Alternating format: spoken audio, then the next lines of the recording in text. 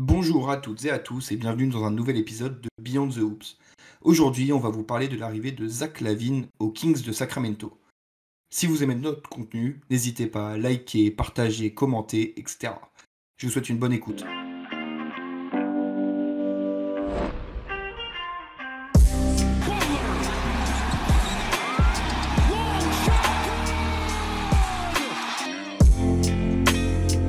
Murray lays it in. Joker's got eyes in the back of his head. Mitchell has his head up, takes the liver feet. Oh my!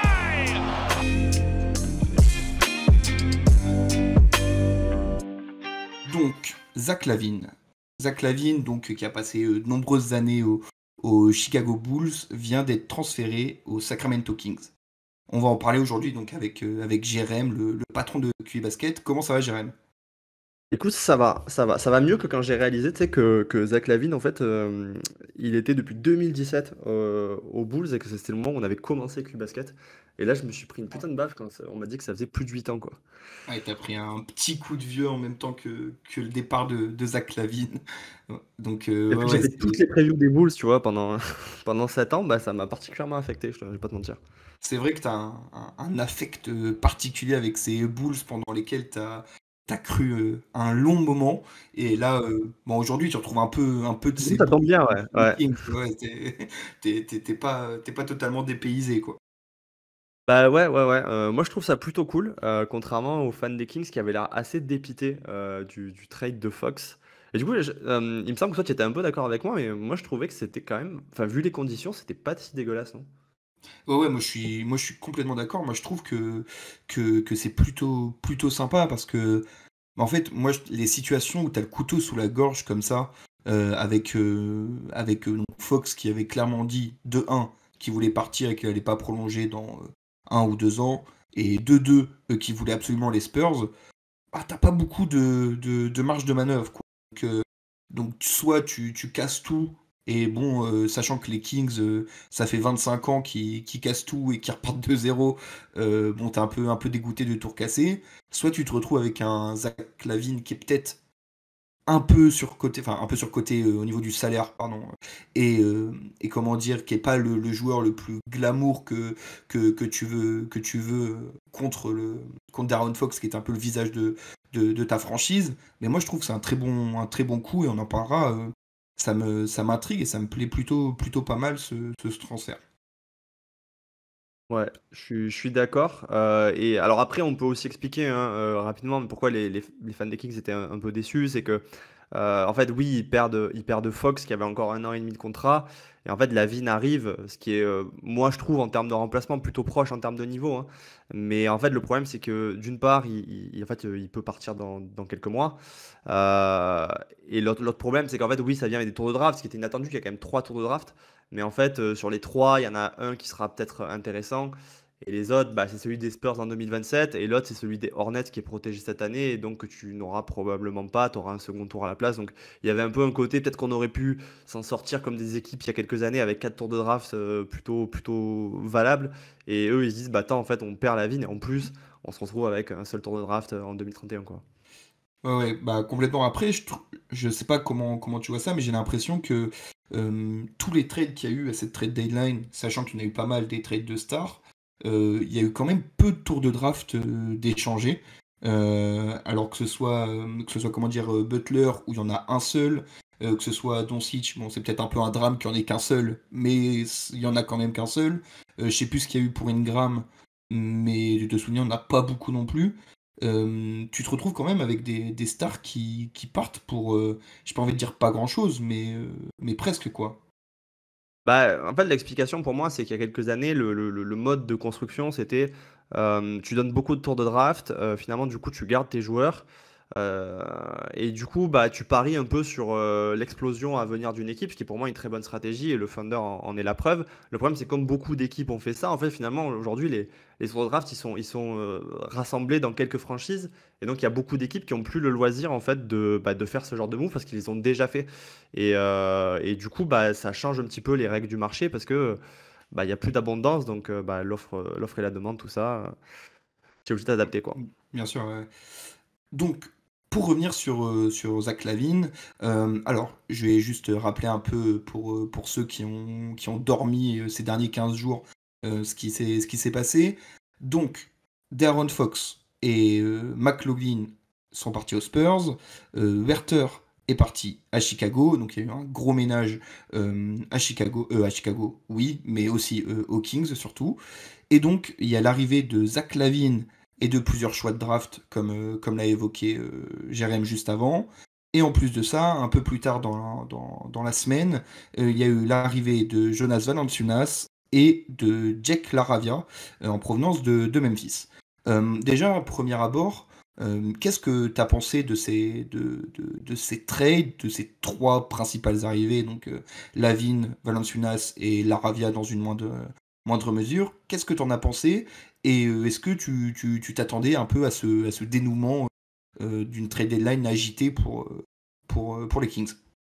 Bah, on savait que Fox allait partir et j'avoue que moi j'étais un petit peu inquiet pour eux parce que si le trade s'était fait uniquement avec les Spurs, pour moi, t'aurais vraiment perdu en termes de valeur. Et là, je trouve que le fait d'avoir récupéré Lavine, bah, ils arrivent à récupérer finalement, à se mettre dans une position où le 5 de départ, il reste quand même assez complet et assez talentueux parce que mine de rien, ça veut dire que ton 5 de départ, c'est Monk, Lavine, DeRozan, Sabonis et Keegan Murray. Donc, mine de rien, t'as du shoot, t'as de la création, t'as de la capacité sur drive, enfin, je trouve que ça reste assez complet et en même temps, et ça je m'y attendais pas, ils ont réussi à gagner en profondeur parce que ils ont conservé Keon Ellis, ils ont conservé Trey Lyles qui est bon, un bon joueur d'appoint, mais en plus ils ont récupéré Jonas Valanciunas que moi par exemple j'aurais beaucoup voulu à Denver et Jake LaRavia qui est un super connecteur et je pense qu'on en parlera un petit peu après et en fait je trouve que non seulement ils ont réussi à conserver un 5 plutôt compétitif, mais en plus ils sont plus profonds qui peut-être ne l'ont jamais été, quoi. Ouais, ouais, bah, je suis complètement d'accord. C'est vrai que il y a encore quelques semaines, je sais plus exactement quand on a demandé son trade d'Aaron Fox, si on t'avait dit en tant que fan des Kings que tu te retrouverais quasiment renforcé en sortant de cette trade deadline, je pense que c'est un peu inattendu et inespéré. Après, c'est vrai que ce que nous, en tant qu'observateurs indépendants, si je puis dire, on prend pas en compte, c'est l'aspect sentimental. Et quand t'es fan d'une franchise, tu surestimes peut-être un peu tes stars. Et donc, quand celle-ci se retrouve trade contre un joueur qui, à mon avis, est à peu près du même niveau, bah toi, t'espérais avoir un meilleur, comment dire, meilleure contrepartie, quoi. Mm. Mais comment dire, dans ce range de joueurs, je trouve que s'en sortir ouais, avec Zach LaVine, c'est plutôt pas mal. Donc ouais, pour commencer rapidement, on va parler du gros, de l'éléphant dans la pièce, si je puis dire. C'est donc LaVine qui débarque aux Kings. Là, au moment où on enregistre 4 matchs, donc c'est encore tout frais. Mais moi, pour commencer à titre personnel, je trouve que c'est une très très bonne pioche. Zach LaVine, on en a parlé dans plusieurs podcasts précédemment, notamment celui sur les 3 trades à faire. C'est un joueur qui est assez sous-estimé, c'est un shooter d'élite pur. Enfin voilà, il est à plus de 40% à 3 points cette saison, ce qui est insensé sur les volumes qu'il prend. C'est un très bon joueur off-ball. Enfin voilà, il a pas mal de points positifs. Qu'est-ce que tu en penses déjà du joueur et ensuite de son apport potentiellement à Hawkins? Ouais, moi je comprenais pas qu'il y ait pas la moitié de la ligue qui se déchire pour avoir Lavine parce que on parlait dans notre podcast de joueurs faciles à intégrer et Lavine il est clairement dans cette catégorie-là, c'est-à-dire que c'est pas un joueur qui a beaucoup besoin de balles en fait, pour faire sa production et en même temps, si tu lui donnes la balle en main, il peut créer des choses. Comme tu disais, bah, c'est un excellent shooter. En vrai, c'est un scoreur aux 3 niveaux, c'est-à-dire que c'est pas juste un shooter à 3 points, c'est aussi un très très bon à mi-distance et c'est un très bon finisseur au cercle. Euh, En plus de ça, bah, il y a le tir à 3 points qui est vraiment impressionnant et il est vraiment d'autant plus impressionnant qu'en fait, il prend plus de pull-up qu'il prend de catch and shoot. Et sur ses pull-up, il est à plus de 43% sur 4 tentatives par match, voire même plus. Donc on est vraiment sur un truc qui est quasiment indécent en termes de shooting. Et pour moi, il fait sa meilleure saison, je pense, là, cette année, depuis 4 ans. Depuis la saison 2020-2021. Donc ouais, énorme scoreur, pas besoin de beaucoup de ballons pour produire. Et en même temps, bah, quand tu donnes la balle en main, c'est un driver plutôt honnête. C'est un très bon joueur d'isolation. Sur les joueurs qui font plus de 3 isolations par match, il me semble que c'est le plus efficace de la ligue cette année avec Kevin Durant. Donc ouais, je trouve qu'il a beaucoup d'atouts pour lui et effectivement, en plus de ce jeu off-ball en tant que shooter, c'est aussi un très bon cutter. Donc en vrai, pour moi, dans un effectif comme celui des Kings, il a quand même énormément d'atouts, quoi. Ouais, bah je vais complètement embrayer sur ce que tu dis parce que je suis totalement du même avis. C'est vrai que c'est marrant parce que tout le monde n'est pas très chaud sur ce trade, mais là dans le podcast, il y a peut-être deux des personnes qui sont le plus intriguées, le plus intéressées.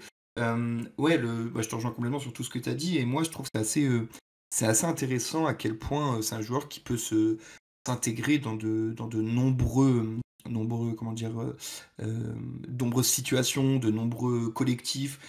C'est un peu un plug and play offensif ultime, quoi. C'est qu'il est meilleur shooter que beaucoup de gens.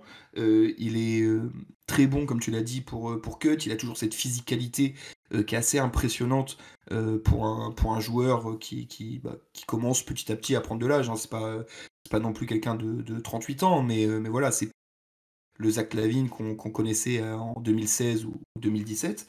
Et en fait, c'est assez intéressant de voir à quel point tu peux un peu. C'est pas du tout le même profil que De'Aaron Fox. C'est peut-être ça qui surprend un peu les fans des.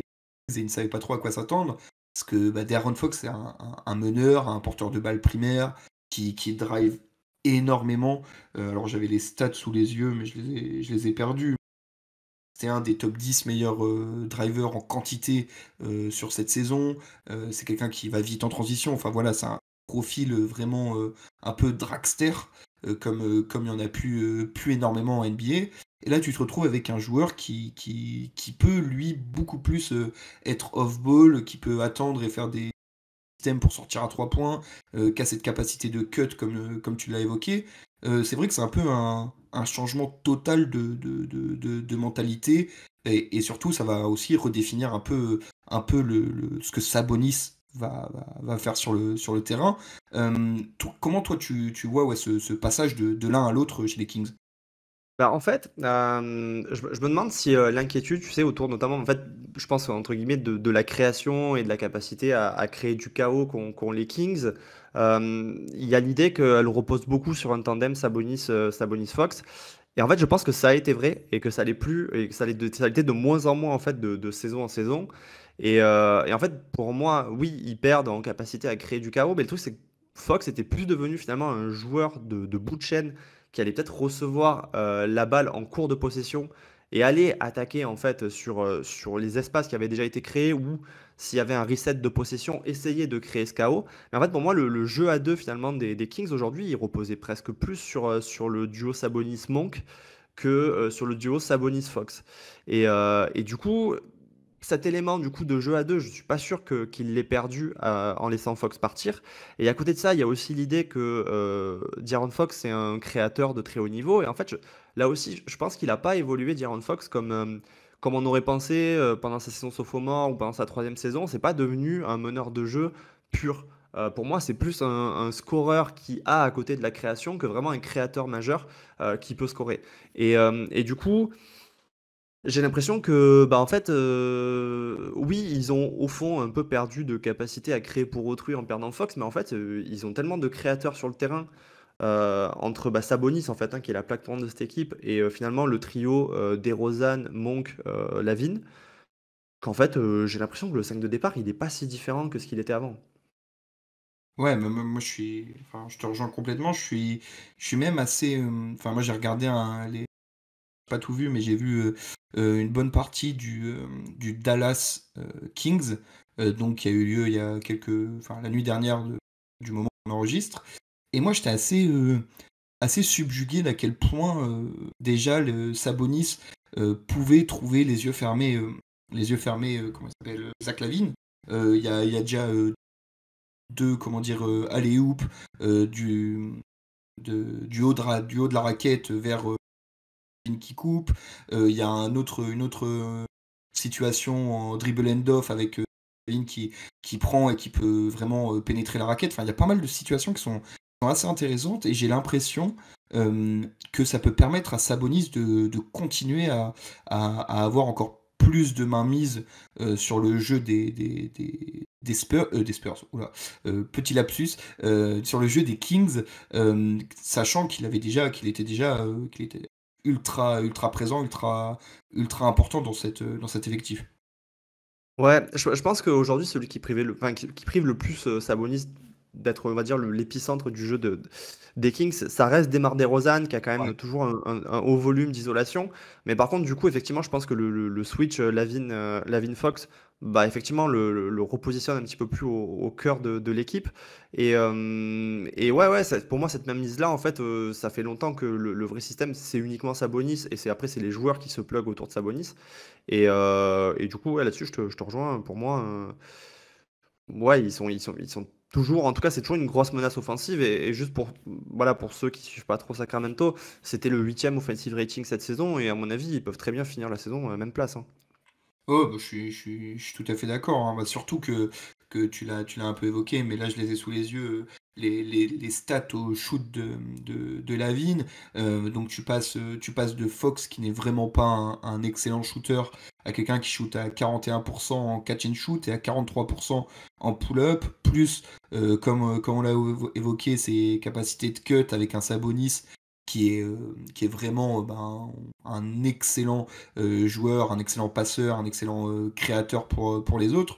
En plus de ça, tu as toujours ce Malik Monk à côté, tu as un shooter comme Keegan Murray qui traîne, plus les autres ajouts sur le banc sur lesquels on reviendra un peu plus tard. Et il y a un peu l'épine, enfin l'aiguille dans le foin, oula, perdu l'expression Voilà, la complètement. botte de foin, ouais. Voilà, exactement, c'est le cas d'Emar DeRozan.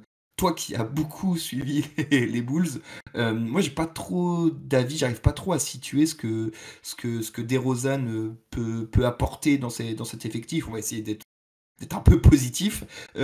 Qu'est-ce que toi t'y vois? Est-ce que c'est un joueur qu'il faut absolument trade? Est-ce que tu vois malgré tout peut-être un élément qui peut lui permettre de rester compétitif, enfin de rester intéressant et compétitif dans cet effectif? Moi, juste le petit point que je veux aborder, c'est que c'est vrai qu'on a vu un peu rigolant sur les réseaux ces quelques derniers jours la comparaison en disant bon, tu reprends Lavine, tu reprends DeRozan, tu mets un pivot d'Europe blanc et tu as la même équipe. Moi, je trouve quand même que le Sabonis change un peu tout, même avec DeRozan. Qu'est-ce que tu en penses, toi? Ouais, bah déjà, enfin, clairement, oui, la comparaison, elle est évidente. Et en même temps, ouais, comme tu dis, déjà, rien que Sabonis, en fait, il est tellement plus fort que Vucevic. Ouais. Voilà, Keegan Murray est tellement plus fort que Patrick Williams. Et moi, j'avais pas mal suivi les Bulls et j'avais un petit peu lâché parce que j'avais compris que Lonzo Ball reviendrait pas et que du coup, l'effectif en était un peu saboté, quoi. Mais non, je trouve que, ouais, en fait, ça ressemble un peu dans la mécanique. Sauf qu'en fait, le plafond offensif est beaucoup, beaucoup plus élevé, je pense. Et après, quand tu as DeRozan là-dedans, bon, de toute façon, pour le trader, maintenant, c'est trop tard, va falloir finir la saison. Oui, Euh, oui, un des trucs qui a posé problème avec l'arrivée de DeRozan, en fait, c'est que ça a un petit peu saboté la sélection de tir des Kings parce qu'en fait, non seulement il a toujours tiré beaucoup à mi-distance, mais il en tire encore plus de long mid cette saison que le reste de sa carrière. Donc clairement, il faisait pas d'efforts et puis il y avait un peu un effet de chaîne qui fait que beaucoup de joueurs avaient pris la liberté sous Mike Brown de prendre beaucoup de long mid, quoi. Donc ça posait problème, mais dans l'idée, DeRozan, ça reste quand même bah, un joueur qui peut créer pour lui-même, c'est un joueur qui est assez autonome, c'est un joueur qui, c'est la notion de clutch, il y a pas mal de gens qui vont la remettre en question en disant que finalement, sur les années ça s'équilibre, mais en vérité c'est quand même un joueur qui dans les fins de match peut te permettre de finir les matchs, et c'était un truc qui était assez notable dans la situation Lavine DeRozan aux Bulls, c'est qu'en fait Lavine avait quand même un moteur assez fort dans les débuts de match, et c'était généralement DeRozan qui finissait. Donc on va voir un petit peu ce que ça donne dans le contexte des Kings. Mais je pense que oui, soit un jour tu le trades et effectivement tu as un joueur qui on va dire un peu plus méta, mais malgré tout, l'efficacité de DeRozan reste correcte. C'est un créateur, c'est un joueur plutôt intelligent, je trouve. Donc écoute, oui, ça ressemble aux Bulls, mais autour c'est plus fort, quoi. Ouais, ouais. Et juste pour, ouais, pour contextualiser ce que tu es en train d'évoquer, bah en fait, les Kings, c'est vrai que c'est une équipe qui n'est pas très, très méta, si on peut dire ça comme ça, avec la 25e fréquence à 3 points, donc vraiment pas très bon, la 29e fréquence au cercle et la première fréquence au mi-distance. Sachant qu'en plus, si on prend la réussite, ils sont vraiment en fond de classement pour le point. Ils sont encore pires peut-être au cercle ou enfin dans les mêmes clous et ils sont deuxième en réussite à mi-distance. Donc c'est vrai qu'ils ont un effectif qui est fait pour ça, qui n'est pas méta comme on l'a dit.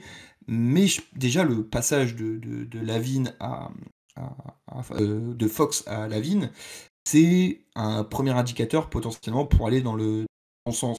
Parce que, enfin, on va pas répéter une énième fois, mais c'est Lavine, même s'il prenait une quantité assez importante de mi-distance à Chicago, c'était aussi parce que le jeu le nécessitait. Il avait besoin de beaucoup de porter la balle, il devait pénétrer, enfin, il devait un peu faire être au four et au moulin, qui lui donnait un peu des shoots pas forcément d'excellente qualité, qui réussissaient cependant à mettre excellemment bien.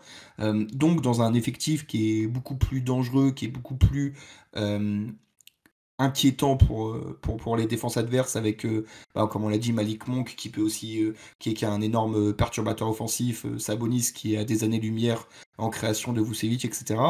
Je pense qu'il y a un moyen de rééquilibrer cette attaque et de donner, ouais, comme tu l'as dit, une attaque qui était déjà huitième en offensive rating et potentiellement de l'upgrade encore, quoi. Malgré Ouais. la présence de Rosanne qui prendra lui, enfin qui changera pas son jeu, peu importe qui tu Trop mets à tard, ouais. côté. Ouais, bah, en fait, alors déjà, je pense qu'il y avait eu quand même une amélioration là depuis le départ de Mike Brown, où l'effectif a essayé aussi de se reprendre de ce point de vue-là et d'améliorer un peu sa sélection de tir. Et puis après, il y avait un truc un peu contextuel de, bah, t'as laissé partir Harrison Barnes, qui était plutôt un joueur de catch and shoot, et t'avais Kevin Huerter, qui a été du coup échangé, qui était lui sur le coup sur bah, complètement une perte de confiance et qui du coup était presque sorti de la rotation. Et du coup, bah ouais, tu avais quand même perdu deux très bons shooters et tu les avais remplacés par des joueurs qui bah, préféraient jouer balle en main et prendre du tir à mi-distance. Et on avait vu dans le même temps Fox et Monk qui avaient suivi un petit peu le même schéma. Donc ouais, ça devrait s'améliorer. Et effectivement, bah, Lavine, on l'a dit, c'est quand même du très haut volume à 3 points. Et donc bah, le remplacement, je pense, est assez notable. Donc avec une équipe qui a la volonté visiblement quand même d'améliorer sa sélection de tir, ça peut contribuer assez grandement. Ouais. Ouais, donc pour résumer un peu, on peut avoir potentiellement Sabonis qui continue j'ai pas envie de dire cette transformation, mais cette amélioration de son jeu. Déjà que c'est un excellent créateur, ça peut encore se développer avec l'arrivée de Zach LaVine. Il y a toujours le cas des un peu épineux, mais qui sera un peu le seul maintenant dans cet effectif à prendre cette sélection, enfin en tout cas parmi les titulaires, à prendre cette sélection qui n'est pas excellente. Et puis bah, Lavine qui est un peu un plug and play offensif qui correspond à beaucoup de rosters et qui va bénéficier grandement comment dire, aux Kings. Moi, ce que je trouve assez intéressant, c'est vrai qu'il y a eu donc ce trade qui est arrivé 3 ou 4 jours avant la fin de la trade deadline. Et après, les Kings ont continué à être agressifs. Comme je l'ai un peu dit au moment de l'introduction, c'est que quand ta superstar ou l'une de tes superstars, enfin ça dépend comment vous décrivez De'Aaron Fox, mais quand tu as ton franchise player, le qui demande son trade, soit tu casses tout, soit tu t'essayes de rester à peu près compétitif en récupérant une autre star, enfin un joueur du même calibre au minimum. Là, ils ont donc récupéré le joueur du même calibre qui est avec Zach LaVine, et ils ont continué à faire des petites emplettes qui sont plus ou moins intéressantes. Je sais que toi, Jérém, t'es quelqu'un qui voulait Valanciunas à Denver, qui donc est arrivé aux Kings contre quasiment rien. Qu'est-ce que tu penses de cette suite de trade deadline et surtout qu'est-ce que ça indique pour les Kings? Bah, écoute, déjà clairement ça indique qu'ils ont pas envie de reconstruire et je pense qu'on peut les comprendre parce qu'en fait, c'est une équipe qui a enfin, c'est une franchise qui a connu, des a 2 décennies de disette et du coup, bah, ouais, ils ont pas envie de laisser passer ce cycle-là. Donc je comprends qu'il peut y avoir déception côté fan des Kings, mais en fait, je pense pas qu'avec Fox, tu avais plus d'espoir d'aller très loin. Et bon, visiblement, les Kings ont fait le choix de maintenir le cycle. Et là, où je trouve belle preuve qu'ils le font intelligemment, c'est qu'ils vont chercher Jake Laravia. Et je trouve que c'est une aubaine parce que c'est un bel ajout. Et surtout, bah, il y a Valence. Et en fait, il faut quand même dire la différence, c'est que ça fait depuis le début de ce cycle-là avec Sabonis que la raquette, c'est Lyles, Alex Len. Je trouve que il s'en sortait plutôt très bien avec ce duo-là, mais en fait, enfin, Alex Len en cette période, je trouve ça super compliqué. Et là, Valanciunas, tu as un joueur qui a alors, pas mal d'atouts. Déjà, c'est une vraie menace poste bas et poste haut. Et puisque c'est une vraie menace poste bas et poste haut, ça veut dire qu'en fait, tu peux reproduire le jeu que tu produis avec Sabonis, mais contre les remplaçants Ouais. adverses.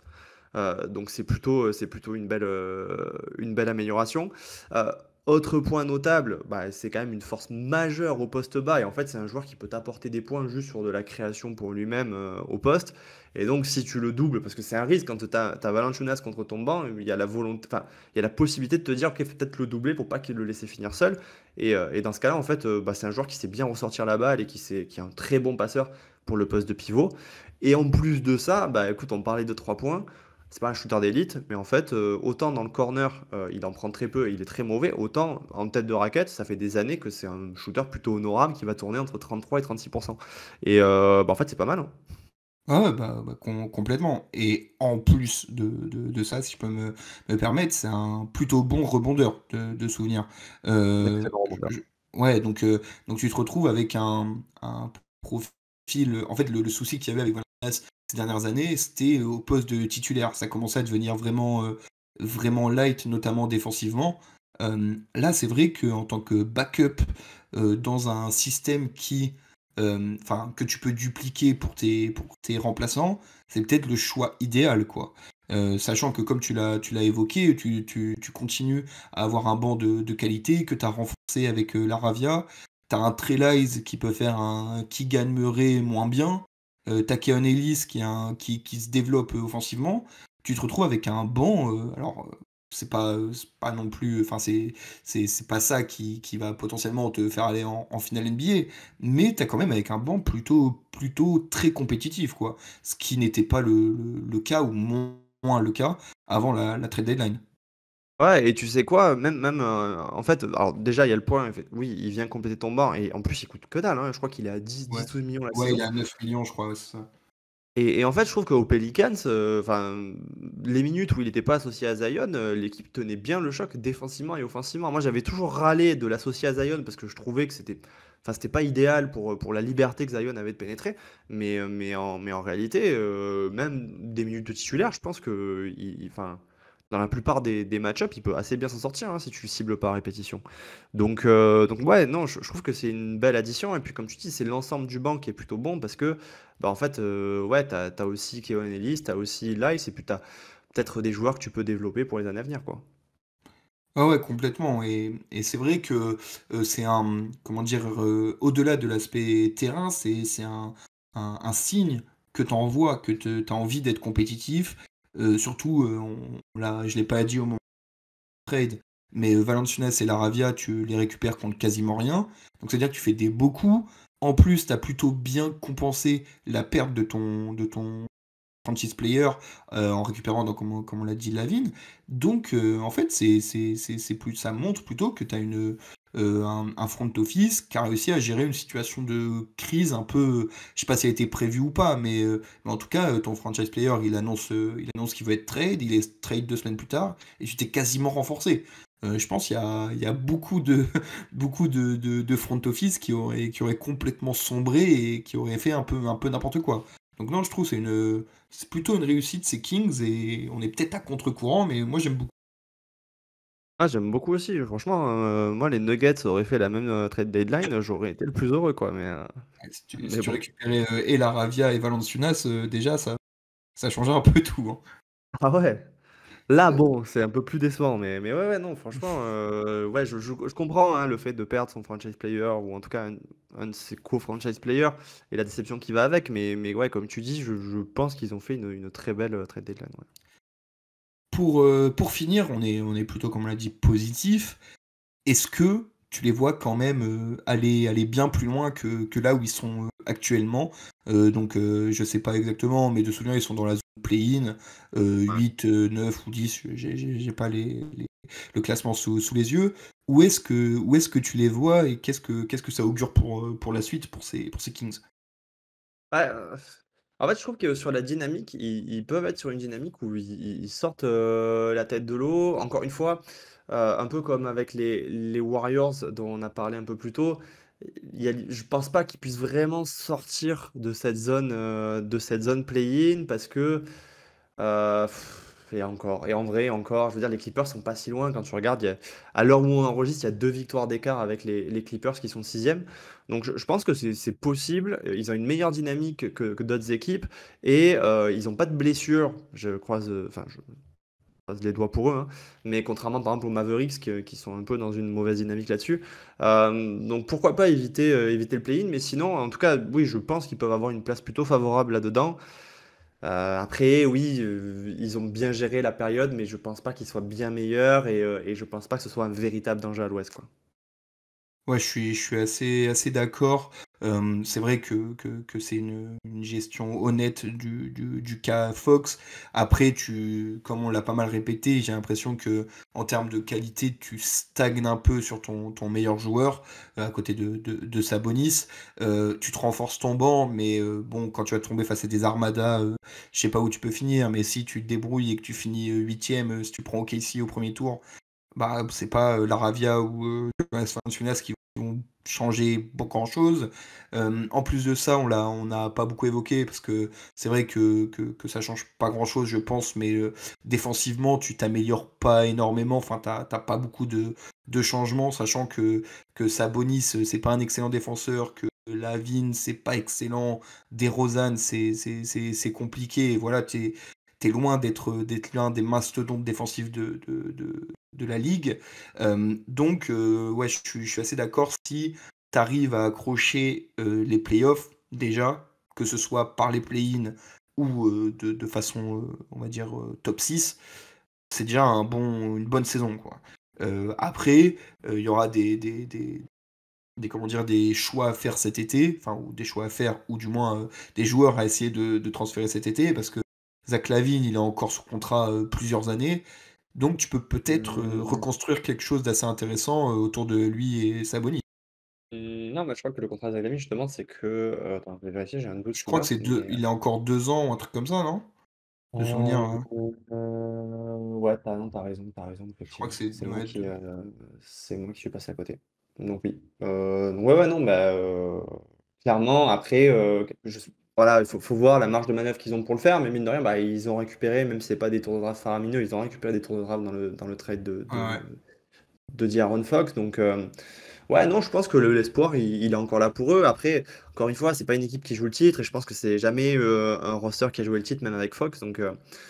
Donc ça dépend des attentes qu'on a, mais je pense que c'est une équipe qui peut se stabiliser à minima. Et bah, ça dépend de Lavine, hein, de sa volonté de rester dans ce projet. Et ma foi, ils ont plutôt, ouais, encore une fois, hein, fait une période plutôt efficace, je trouve. Ouais, c'est vrai, ça ressemble plus à un pas de côté avec une ou deux améliorations qu'autre chose, mais vu la situation, c'était pas gagné. Est-ce que tu as autre chose à rajouter, Jérém? Non, écoute, je pense qu'on a fait le tour, mais en tout cas, ouais, moi, en fait, c'est une des équipes, les Kings, n'étant pas fan, que j'adore regarder jouer. Je pense que c'est une des équipes que j'ai le plus vu jouer cette saison. Et je trouve que ouais, ça bouge pas avec l'arrivée de Lavine. Donc je suis assez curieux de voir ouais, comment ça va prendre, même si ils n'ont pas un changement d'identité à venir. Je suis assez curieux de voir Lavine là-dedans, dans une attaque avec un plafond beaucoup plus haut, en fait, bah, voir ce qu'ils peuvent en tirer, quoi. Complètement, complètement d'accord, et c'est avec ces mots positifs de Jérém qu'on va finir le podcast. Merci à tous de nous avoir écoutés. À bientôt.